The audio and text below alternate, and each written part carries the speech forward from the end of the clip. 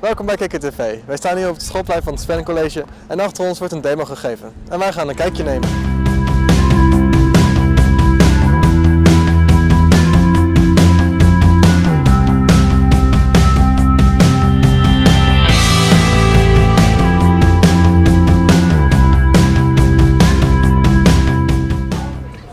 Waarom zijn jullie hier vandaag aanwezig? We zijn hier vandaag aanwezig om te laten zien dat we van de landmacht 200 jaar bestaan vandaag, dit jaar. Ja, en daarom zijn we hier op een school aanwezig in Zeeland, vandaag in Oostburg. En dan gaan we wat laten zien. We hebben wat voertuigen meegenomen, wat wapens, wat spullen die we gebruiken. Om zo op de school de kinderen te laten zien wat we nou allemaal doen. En is het alleen vandaag of vindt het ook nog op andere dagen plaats? Vandaag is de voorlichtingsdag. Dat gebeurt eigenlijk op meerdere scholen vandaag. Morgen hebben we de open dag en dan komen we echt naar jullie toe. Dus jullie kennen ons normaal natuurlijk van de open dag op een kazerne. Dan kunnen jullie naar ons toe komen. En dit jaar is het eigenlijk omgedraaid omdat we 200 jaar bestaan. Nu komen we naar jullie toe.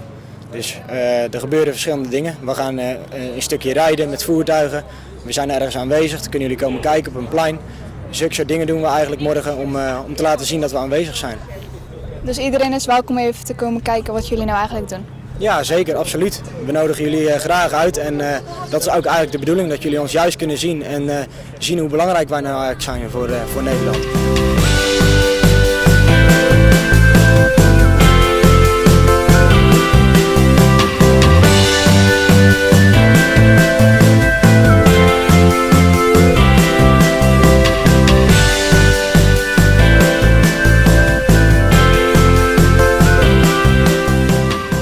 Wat vindt u ervan dat deze dag wordt georganiseerd?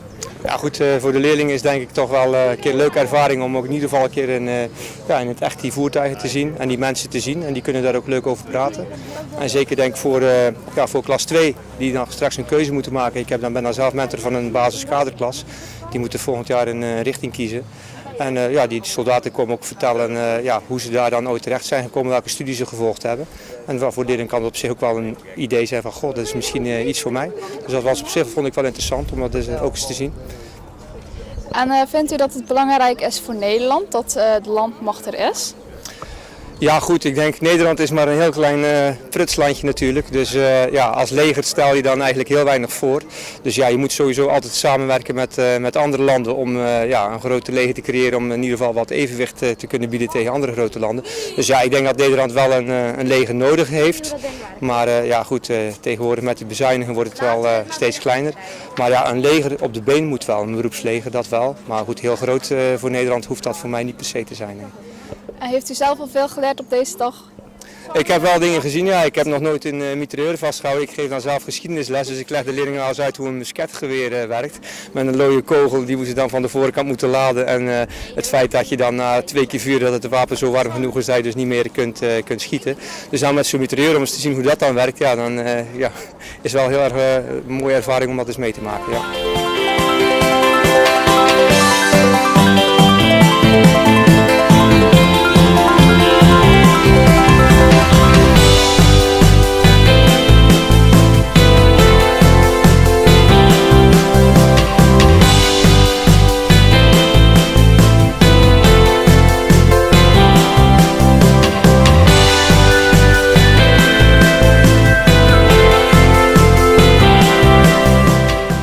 Wij vonden het vandaag heel interessant en het is natuurlijk ook heel leuk dat ze speciaal hiervoor naar ons toe komen.